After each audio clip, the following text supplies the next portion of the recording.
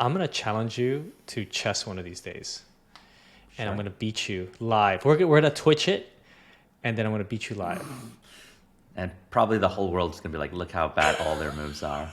Like they'll analyze every mistake we make. No, but no. Better How be many fun, of fun. ours? Yeah, that's Oh for my that. god. I know, yeah, because we're not like specialized. Because there are people who like are just Twitchers or streamers and they do it. Yeah.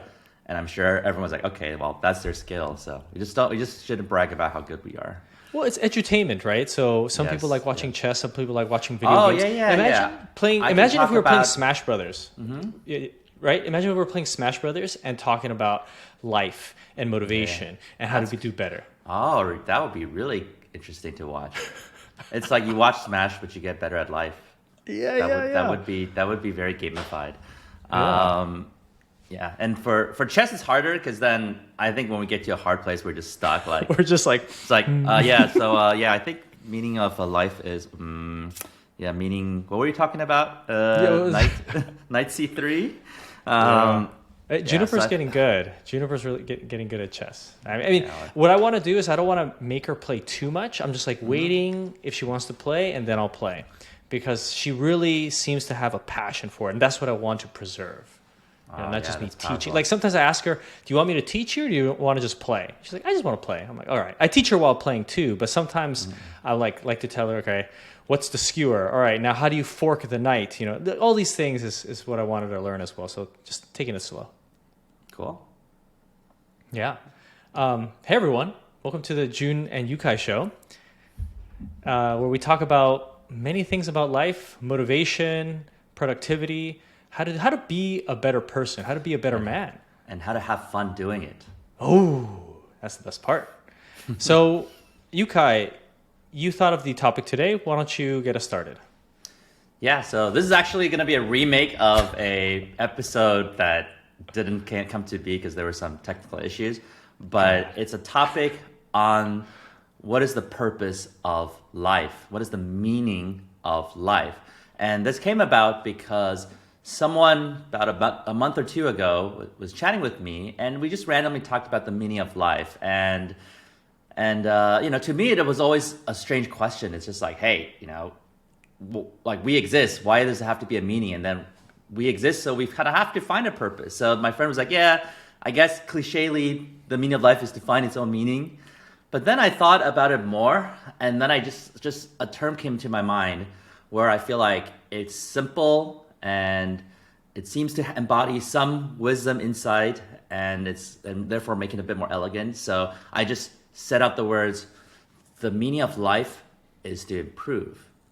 And it's like, wait, why? Meaning of life is grand. What improve feels like a small thing. And then I thought, because if you spent your entire life improving your environment and improving yourself, then you make the world as best as it can be when you leave the world, and you leave the world in your best form possible. And I think that makes your life meaningful. Ooh, I really like that last part, your best form. I thought of Frieza, you know, when he's just like a little gremlin looking guy, and then he evolves and gets to his final form. You know, he's kind of cool looking, or like Super Saiyan, you know. Well, Cell has the more like, I am perfect form now. These are Dragon Ball Z references if you don't know. Yeah. So I find it very interesting because improvement seems to be a very limited thing, right? Because in my Octalysis framework, there's the 8 core drives, and there's epic, meaning, and calling, which is doing something bigger than yourself, and that tends to be where like meaning and purpose of life is. Then there's core drive 2, development and accomplishment, which is improvement, advancement, getting achievements, and those seem to be very separate. Like improving doesn't seem to be beyond yourself, right? It seems to be like marginally to yourself, but I end up connecting to it's like, hey, if you spend your entire life improving everything, then that in itself is epic, meaning, and calling. So it was interesting to me that the core drive 1 becomes the core drive 2, or development core drive 2 becomes the core drive 1, epic, meaning, and calling. So that's very interesting. If people who are listening or watching this don't know, Yukai developed a framework called Octalysis. There are 8 core drives of human motivation. And so what he's describing is core drive 1, epic, meaning, and calling. This is oftentimes described, Yukai, you mentioned religion, something grander than yourself. And then core drive 2, which is development and accomplishment. So this is the core drive that motivates you to get better. I want to learn something. I want to get better at piano. I want to get a promotion. This is the core drive that drives you forward. And we don't have to go through all the 8 core drives today, but that's just some context there. Yeah, more core drives will be revealed at one point. Yeah. Okay. So let me challenge you on this a little bit. Sure. So the meaning of life is to get better. If I get better every single day, it's a lot of work. A lot of people say the meaning of life is to be happy. The meaning of life is to find your purpose. And I think there are a lot of people who don't necessarily want to put in that effort every single day to get better, to learn a language, to teach their children, to learn a new skill, to get promoted. I think a lot of people, maybe some of these listeners, and they're trying to break out of it. Like, why do we need to break out of it? They're content. I have my job. I have my salary. I don't want things to change. I just want to be comfortable. And should then the meaning of life just be to be happy with what you have? Okay. I'm just challenging. I don't know if I believe this fully, but I'm kind of going through it. First like, of all, what if I'm just content? Yeah. In terms of wording, it's not to become better. It's to improve. Okay, and it's vague in a purpose for a purpose because everyone has a different life, right? Different goals and what they want. So improve could be improving anything basically, but it's going from a place that's less desirable to more desirable, right? Improve. And some people say, hey, I want to improve my next generation, so I want to spend time on parenting. I want to improve my marriage. I want to improve my career. I want to improve my personality, right? So as long as you're improving something that is meaningful to you, that's important. Now, then you have a good point. Like, why do people need to improve anything? Like, why can't they just be happy where they are and just focus on happiness? And I think if you optimize on improvement, you derive long-term joy and happiness and fulfillment.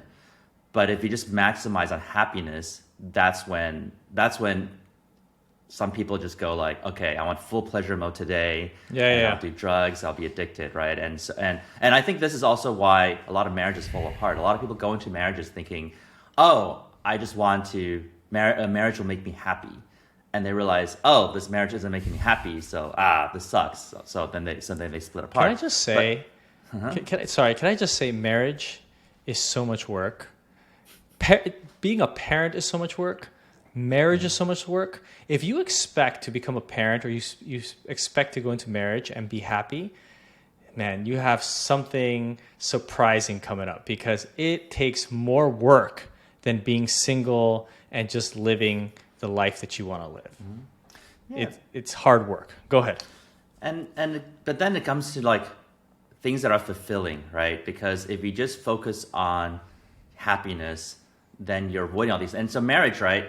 If you're aimed to improve yourself in the marriage and you can aim to improve your marriage, you improve your children and your family, then you have a project. You have to constantly improve because a lot of people think, all right, I got this flow. We're dating, we're happy. Okay, let's get into marriage. And then it's like, oh, I'm not happy. Well, it's because you're playing a new stage now in the game, right? And you haven't learned new skills yet. So, okay, we got a good marriage and then we have kids. Oh, what's going on? Well, you have to learn new skills again. You have to keep improving.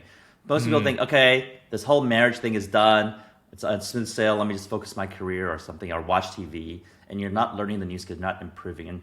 And this is why improving is important. We mentioned this last time, and I think it's a very central theme on this the Jun and Yukai show, which is why should we do hard things when comfort is so easily accessible these days?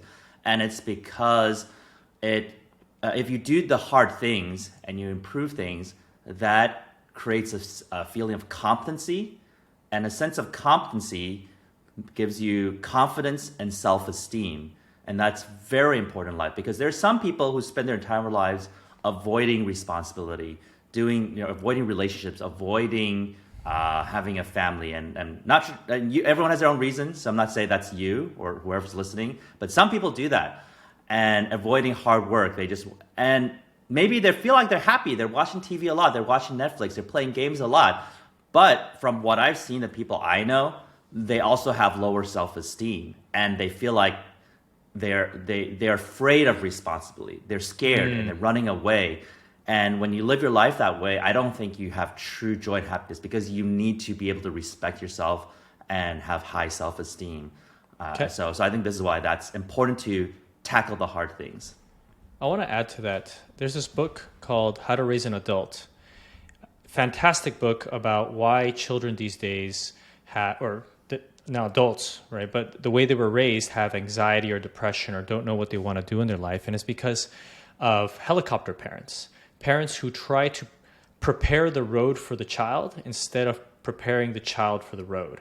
So these are parents who's like, oh, my child has to get into Stanford. My child has to get into Berkeley. The author describes a scene where there's a parent and their children. The child got accepted into Stanford. And she asks the child, oh, so why do you want to major in medicine?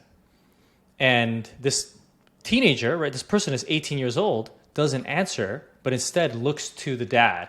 And the dad says, well, my son wants to do this because of this, this, and this. And that was a prime example of how that father and that parent has completely constructed the child's life where the child no longer feels like they have control. And I think that reminded me of the idea that you're talking about competency, self-agency, being able to have control of your life. When somebody else is telling you what to do, you feel safe and secure, and you no longer really have to think for yourself. So what you see in Japan is very interesting. Have you seen this show, Yukai, called Old Enough on Netflix? No. Oh, it's fantastic. After this, okay, you immediately go to Netflix and you watch that show. It's set in Japan, and it's about children's first errands. So they're 2, 3, 4 years old, and the parents send them outside to run their first errand. They could be cleaning laundry. They could be picking up fish from the grocery store. They have to cross the street by themselves. They have to order by themselves. Amazing. It's amazing to see what a 3-year-old can actually do if you give them that agency and that responsibility. So you mentioned people don't want responsibility. People are avoiding it. It's because when you're growing up, these helicopter parents were being sheltered and we're not being driven to have that responsibility. So I think it's important, if you are a parent and you're listening to this, to think about how you can enrich your child's life with more responsibility, not less.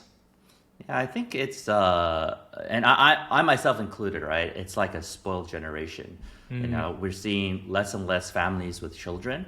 And I think it correlates to, let's say, people with iPhones, like countries with iPhones. So if you have countries that are going through hardship, tons of children, right? Because what are you going to do except have sex? No, that's one thing. There's nothing else to do. And they're able to do it, right? They have low resources, but they can raise a lot of children. They might not be highly educated, they might not have high competency, but they can raise a lot of children. Then you have a lot of wealthy nations, and there's convenience and comfort in our lives. So we're grown to enjoy video games. We have all the stimuli. We watch TV. We play with our phones. And because our life is so sheltered and comfortable, it's like, wow, having a kid is so much work. I don't want that, right? And this is why Elon Musk says one of the greatest threat to humanity is, depopulation, lack of population. Population decline, yeah. Yeah, population decline. And he says, like, humanity might one day die in its diapers. Or die in old person diaper, right? Grown-up diapers, right? Yeah. And we just look around and it's like, oh, why is that possible? Because it's just some of our friends don't want to have kids. That's not a big deal. But if you think about, like, Elon Musk thinks about, like, humanity 1,000 years later, 20,000. That's why he wants to say we need to be able to live on a different planet because Earth might explode one day, right? And he says, well, look, if you look 300 years, 500 years, like 20 generations later, every generation has less and less kids. That's almost inevitable, right? If we believe more technology advancement, more convenience, more entertainment in our lives makes us want to have less children. Then suddenly no one's having children. And then over 20 generations, we're gone. And then we might be like converted into a robot generation. Like the humans are gone, the robots take over, which is another trend coming in. So, and you and I both have 2 kids, right? And it's interesting because even if we had another one, because we're thinking about maybe another one, if we have 3 kids, we only make up for a family that decided to have 1 kid, okay? You need to have 4 kids to make up for a family that decides to not have any children, to keep the population the same. Yeah, so I know right now people say it's a little overpopulated, and I think it might be true. But I think if the trends keep going, the population halves. I'm not saying you should go have kids. I'm just saying that that's a trend that's going on, and I think it's correlated to if you just look at the data, right, in terms of countries and what generations do have children, which don't. I think it's when your life is comfortable, you want less responsibility, and you see that. I mean, it's obvious logic. You look at kids. If you spoil them, then they don't do. Then they, spoiled kids don't do hard things that are meaningful, right? And so I think if you look at two potential lifestyles, like one that's always just enjoying the moment and avoiding hard things that are meaningful, the other's always tackling, pursuing hard things that are meaningful and growing and learning, you probably will say the second life is a more meaningful life, and the first one, is quote unquote more lost, which lacks meaning. Yeah, I would say let's also think about what we were built for: our bodies, our brains. Think of a hunter-gatherer society, what they were built for: to withstand the cold, to withstand hunger, to go out there and hunt, bring the food back. Everyone had a purpose. The society interacted as a whole, and everyone there had a purpose, and that's what we were built for. And now it's just too easy to open the phone, go on Instagram, go on TikTok, and just bake. If you're watching TikTok, hey, I'm not going to judge, but I'll give you an example. We were at Mitsuwa last weekend. This is a Japanese grocery store. We like eating lunch there. And we're sitting down at the table, and we're very particular about our screen time use. And we sit down at the table, and there's a couple next to us, and they have TikTok on their phone on the table, and they're both eating right in front of each other. They're not doing anything. They're just looking at TikTok the entire time. And I used it as a learning opportunity for Juniper and Kimball. And I said, hey, look at them over there. This is what the phone can turn you into. It can turn you into a zombie where you want nothing else but to look at the phone and you're just consumed by it. So what's important for you just to understand is that you control your phone, you control your time. The phone doesn't control you. And when I teach them these things, they're like, yes, papi. And I hope with time and continuous practice that they are listening to me and that they will be able to control it. And one thing to add to that, previously I was going to not give them a phone for a very long time, as long as I could. But you know what's interesting? I think just as I know, many people who are borderline addicted to their phones. They're just on their phones 24/7 all day, checking everything. And we grew up in a generation without phones, right? So it's not like growing up without phones makes you impervious to it. We have to teach them from a young age how to control it. Have you seen that? Yeah. What do you think about that? And you know what's crazy? My mother-in-law, she's like 77 years old, and then one day I was going out with her, and then she said, "Oh, I forgot my smartphone at home." Yeah. And I'm like, okay, so this lady spent like around 70 years probably without a smartphone, right? Or at least 65 years of her life without a smartphone. Yeah. She's probably not gonna be as bothered as us, who like we got it when we were graduating college, right? Our first college, iPhone, 2007, right? First iPhone, and I'm like, she's probably not gonna be bothered. And then she said, "I feel so lost." Like I feel like so disconnected. Yeah, and it's just. I think they're the most vulnerable. Yeah, I think they're the most vulnerable generation because they have nothing in their life prepared them for this addiction, for this just having everything at your fingertips and being able to just scroll through everything. Yeah, I don't think there was anything that prepared them for it. So I've changed my philosophy on that. Again, I'm not going to give them a phone now. They're only 5 and 3 years old, but I need to prepare them for that device or a future device that will be that will want to consume all their time and attention. That's what we talk about games and violence. Some people say, "Oh, games make kids violent because look at all the violence in the games," right? And it's interesting because there's all these weird studies that people talk about. Oh, look, when you play games, it creates the same chemical as cocaine, and it's like if you get an A on the test, it's the same chemical, right? They just kind of position them badly. But the key is that. And they'll say, look, there's a guy who's a murderer. He played a lot of games when so that must cause murder tendencies. But I was like, everyone played games, But when you look at the data, it's like people play games more and more, right? So you can barely find anyone who's under 50 years old, especially guys who don't play games, right? But the crime rate, even though the news that there's a lot of these things, the crime rate overall has been decreasing over time. But even though it's like if games create violence, everyone should be killing each other now. And an example I give is when I was little, my mom forced me to play the piano. And sometimes I get really, really angry, and I go in my room and punch my pillow. So the question is, does punching my pillow make me a more angry or violent person? And most people say, oh no, that's just venting the anger that's built up, right? So games can be treated that way. And I think the real way to treat games, and again, we have lots of friends who are gamers who are just who hate conflict, who are just cowards basically. It's like, oh, if you realize, hey, let's spar, let's play fight. Oh no, I just like to play Super Smash Bros. Every day or play this game that's really gory, right? Kill monsters, right? So it's really about what I call PG-13. It's like same as movies. You watch a movie and there's villains. It's not like the kid's like, oh, I'm gonna be a villain one day, right? But it's parental guidance. Going back to your point, it's like the parents sitting there say, hey, that's a bad guy, don't do that. Oh yeah, see, that's a righteous hero. That's good. This justice is good in society.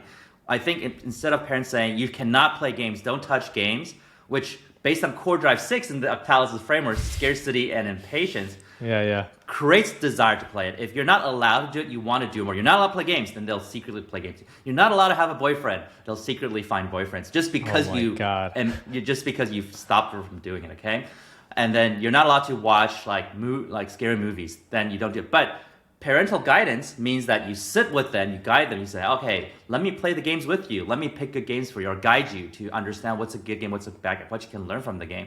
Let me guide you in terms of finding a good person that will give you a good relationship that you can both grow and mature in. When you give them that responsibility to discern, I think that's when people grow a lot. And parental guidance, the responsibility is very important in that. Yeah. And we have to teach them how to do hard things, right? So let's go back to the topic, which is the meaning of life, to improve, to get better. And all that is very hard. So why do we want to do hard things? Going back to what I said about in a hunter-gatherer society, everyone has a purpose. I think we should all strive to find a purpose outside of just pure satisfaction or pleasure. I think we all have to strive to have a purpose and wake up every day. And the purpose, I think, is twofold. I think the purpose can, of course, be your family. You want to provide a great place for your family. But I think in order to be your optimal self, I think in addition, you have to find a purpose for yourself. I don't have any data to back this up. I just think from my experience and from what I've seen, it is important to spend time with your family and your children and your wife. I think that's all incredibly important. But I think in addition to that, I think you have to find a purpose for yourself. And it doesn't have to be the grandest thing, like I want to save the world, I want to create electric vehicles. It can be something simple, but something that allows you to be creative, be a creator, share with the world, add to the world. I think that is something wonderful and that we should all experience. And if you want to get there, you're able to do it. And it can take baby steps, or what I like what Yukai talks about is you can become that person. Yukai talks about he previously was very nervous when you did speeches. And before going out, you would say to yourself, I am a person who is a confident speaker. Something like that, right? But it's basically I role-played a person who's been a speaker for 20 years. And I instantly became better because, of course, if I role-played that, I would become that. So imagine that. Imagine if instead of trying to just take little baby steps, do it one at a time, what if you say, I want to today, I'm going to be the person that I want to be today. I'm practicing this with the kids right now. Juniper didn't want to eat zucchini today. She's like, I don't like zucchini. And I told her, Juniper, it's all right here in the mind. If you think you don't like zucchini, then you don't like zucchini. But let's practice. Say to yourself, I am a person who likes zucchini. And watch, that zucchini is going to taste better. She's like, doesn't want to do it. She's like, oh. I'm like, is that what a person that likes zucchini does? She'll take like this little bite. I don't like it. I'm like, all right, fine. Just give me the zucchini. but slowly, I'm trying to teach her that it's all in her mind. It's Yeah, all this. I think for kids and for people to think adults too, the first step is making people feel it. No, it's possible. It's possible to change your mentality. And like we talked about in the last episode, I'm not going to repeat the whole story, but I hated spicy food and I changed my mentality to pretend I was a person who likes spicy food. And overnight, I could eat a lot of spicy food because these are just signals sent to our brain. Our brain can decide how to process it. Same with pain. Some people can withstand a lot of pain or a lot of cold, and it's just they're just deciding how they process signals sent to the brain, right? And so that's very powerful.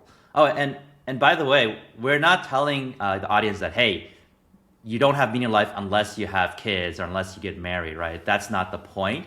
The point is that people are afraid of doing meaningful things that are hard, that are taking up responsibility. So if you think something else is important and meaningful, but it's hard and you're avoiding it, then we're encouraging you to tackle it. I just see a lot of people seeing that as having kids, right? They're avoiding having kids, not because they don't want kids or think it's not meaningful, it's because it's hard, it's inconvenient, it's difficult. And that's why we use this as an example. And what's interesting is, I think this comes with maybe is that word socializing, family or child or parenting childhood. Like back in the day, hunter and gatherer days, your closest unit is your family. Like you have your kids, and that's your core. You try to survive in this world and biological world, right? The parents would die so their next generation would have a chance to thrive, and their goal is to protect their family, their kids, die, and the kids. So this is like in a sense, their purpose, right? To extend that their lineage. And then it becomes a thing that the government takes care of, society takes care of. Like, oh, well, if the government's not funding me for having kids, right, then why should I have kids? Why should I go through an inconvenience in my life if the state isn't sponsoring it? And the state says, this is how you should parent your kids. This is how you should teach your kids. And it becomes something that the government takes control of. It's the state's interest in your children as opposed to your children is you. And hopefully there's a surrounding environment, right? The government that helps you raise your kids, protects you. And so I think people's mentality change from how is the state going to serve me as opposed to how am I going to serve my family with the help outside we can get.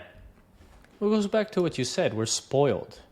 We, as a society, at least in a first world country, we're deeply spoiled. Everything is at our fingertips.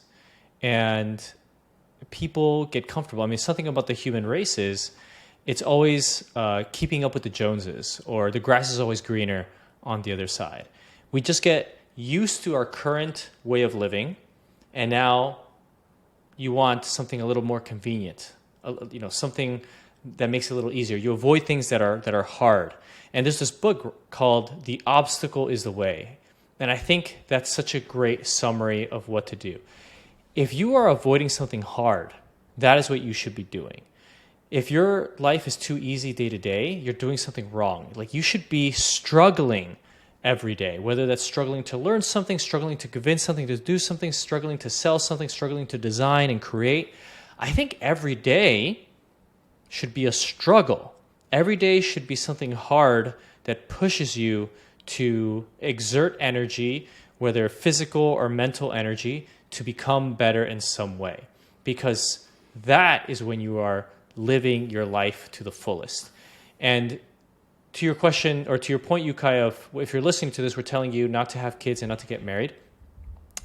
I don't know about that. I feel like, should some people not have children? Sure, some people won't. But I think for the majority of people, if you look at any mammalian species or any organism, the whole purpose is to reproduce. I think we have so many innate mechanisms inside of us that we just want to reproduce, right? That's what we're built to do. Why do we like sex and status so much? That literally is because our body wants to find a good mate and reproduce. So I think, maybe there is an exception. Some people don't have that drive, but I think for the most of us, we were going back to what our brains and our bodies were built for, to survive and to reproduce at the base level. And if you aren't driven to do that and to raise that family and then to protect that family. Now, how do we protect the family now? You give an example of the hunter-gatherer people. They're protecting them from wolves or from the environment, and they'll have to die so the next generation gets better. Now, if you are listening to this and you're a first world country, it's not like we have to die to protect our children. Now, all we have to do is get better work harder, and provide something better for the next generation. And that itself is I think, a beautiful circle so that our children will do the same for the grandchildren. Yeah, I think when you look at first world countries, people don't want to do hard laborers work anymore. They like to be, YouTubers, right? Top choice, right? Rich and famous. Hey, look at us. Look YouTubers, at us. Right? Yeah. But we also are designers, we program. We do a lot of other things. This is like we do something we do on the side for fun, right? But of course, yeah, we like to do this. We don't want to be moving hard stones everywhere to build a house, right? We don't want to be construction workers. So high respect for you guys who are construction workers. So it's like maybe we should practice, right? We just go to the gym and pretend we're lifting hard rocks, right? And people become professional victims, like, oh, why people are mistreating me? They do social justice and if you look at the countries that actually have, let's say, the most amount of women percentage who go into STEM fields, becoming engineers, those are very poor countries. Very, very poor. And it's because they have to choose engineering because it makes the most money, even if they don't like it. So they're not spoiled. They're not going to argue, complain about all these things, and be like, social justice warriors. Oh, society's unfair. They just go become engineers, as opposed to constantly argue about why are other people not being engineers, right? So just go and become engineers because you have to. You don't have a choice. You have to do what makes the most money. In a first world country, oftentimes we get to choose what we want to do, and I would say even when we get to choose what we want to do, we want to choose what's meaningful and what's hard and what you feel like is a constant improvement, as opposed to go around and say, oh, who offends me? Who makes me uncomfortable? Who oppresses me? Who puts me in a bad place? I think that's just a really unproductive place to be. And I think people internally don't have strong self-respect and self-esteem. Now, you could have it, I'm just saying as a tendency, not everyone. Mostly we could say a bell curve averages, PC statement. Not everyone for sure. But this leads me to a story that we mentioned the first episode that didn't happen. There was this woman, from North Korea, and she and her mom escaped North Korea because they ran out of dragonflies to eat, The only way for them to feed themselves is eating wild dragonflies, and it ran out. So they escaped to China, and then they were instantly sold as prostitutes. So her mom was sold, I think, at $60 a night, or even one session, whatever. I don't know if they do multiple sessions a night. And then she, as a 14-year-old girl, I think, was $20 a night, And then she did that. And then there were some missionaries from South Korea who met them and said, hey, you could actually have a better life. And so they taught them to escape through Mongolia into South Korea. And eventually she moved to the States. And she wrote a book. She published a book. I have to look up what's her name in her book again, because I just saw an interview of her. And then she was put into one of the prestigious universities, Princeton's or one of the universities. And then she was interviewed, and she's like, okay, how's in Princeton? It's like, the university, like, it's madness, because everyone talks about how America is bad, it's terrible, it's being oppressed, and it sucks. And I'm like, hey, this is really good. Why are you talking about it's oppressed and it's bad? And it's like, oh, it's because there's inequality. Look at these rich people. And it's like, well, the fact that there's in my country, North Korea, there's equality. Everyone's poor and starving. The fact that there's inequality means that there's chances to move up, to get to a better place, right? And so this is not bad. This is like heaven. Why are you guys so upset and angry about this nation? And then she said, but I'm not allowed to say this because they have the safe space. Anything that I say is not allowed because it makes them uncomfortable with their beliefs. And they call me the oppressor. I'm like, wow, these college students who are most likely very privileged, right? It's the term they like to use a lot. They're very privileged. They get into a very expensive private university. They get to talk about high intellectual things all day long and eat well. And they struggle to try to lose weight and all that stuff. And they're looking at a girl who ate dragonflies growing up and was sold as a prostitute, and they call her the oppressor because she believes in something different. I just think there's that entitlement that society is forming, and I don't think it's a good thing. I don't think it makes people better and happy. I agree. There's a great book called The Coddling of the American Mind. Talks very similar themes about this, and how, especially in college places, and college students now have safe spaces, and we're teaching them the wrong things. We're teaching them that ideas are now harmful. So if ideas are harmful and these ideas can harm you, then whoever disagrees with you is a bad person or an evil person or is trying to harm you. And I think that is a terrible thing that people are learning.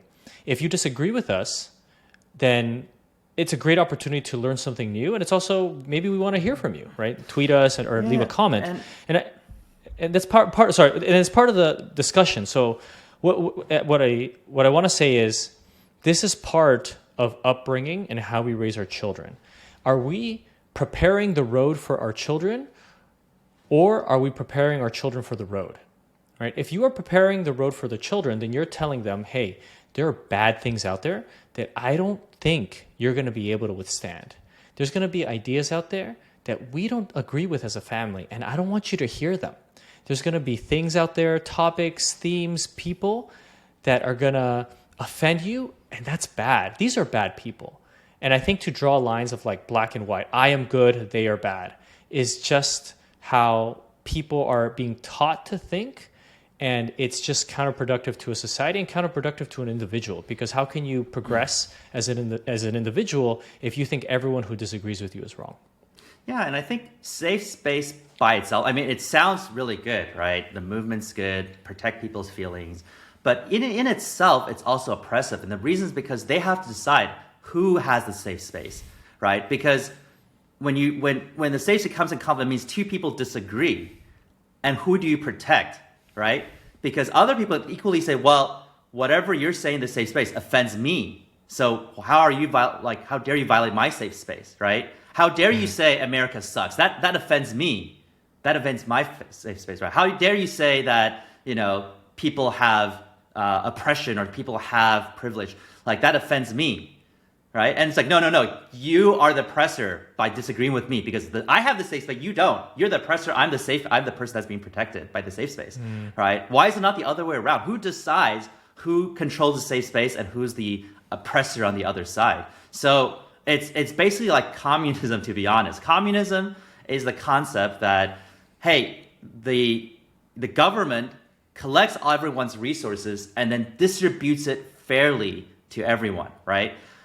And this is the ideal, and it sounds, wow, that's great. So no one's rich because it's just distributed fairly to everyone. Now, first of all, you need to have a very powerful government that has the power to take everyone's resources, right? That's the big thing. First, the government needs to be very, very, very powerful for it comes to happen. They need to take your resources. And then they need to decide, okay, who gets the resources, right? And they can arbitrarily decide, all right, farmers get all the resources, teachers all go to jail, right? And this is what happened in the Cultural Revolution in China. Literally, the government, the Communist Party, educated people to beat up the teachers, to literally beat up them up, like hurt them physically. Because they say, you guys are high society, you guys are bad for society. It's the working class that's like valuable. So literally they created that violence, right? And so it's the same thing. When you have a safe space, that means you have a controlling central authority who decides, you guys are in the right, you guys are oppressors, you should lose your jobs for saying this sentence. But these people, you can say anything you want and no one can disagree with you. So I think those are all a lot of issues in society. And I think the big thing we want to share is that you just want to be honestly tolerant of people's ideas, tolerant of what people, don't be offended so easily. Don't feel like a victim. Like, express your ideas, disagree with each other, but everyone comes from, where they come from. They have a belief for their own reason. Maybe they observe things from society. Maybe they have different experiences. You can talk to them. And yeah, if you disagree, stop talking to them. That's the world, right? Stop talking to people you don't feel comfortable with, or talk to them. But just saying, if the fact that you disagree with me means you should be penalized for it, that just makes no sense. Yeah. I agree. And let's cap it here, Yukai. I think we're at 38 minutes. I think that's pretty solid. Just want to say, what we want is to be able to motivate young people, anybody really who's listening, and drive them to do something great in their lives. I think it's the best way to continue to live. I think it's the best way to thrive. I think it's the best way to raise your children. And I want a great society for my children, and I think this is what I want to do and pass that on to anybody who is listening and watching. Yep. Don't complain about the landscape. Figure out how you can grow to overcome the landscape is our theme. Yeah. Love it. All right. Good talking to you, Yukai. Everyone, we'll see you on the next one. Yep, tune in for the next one. Junior Yukai signing off. Signing off.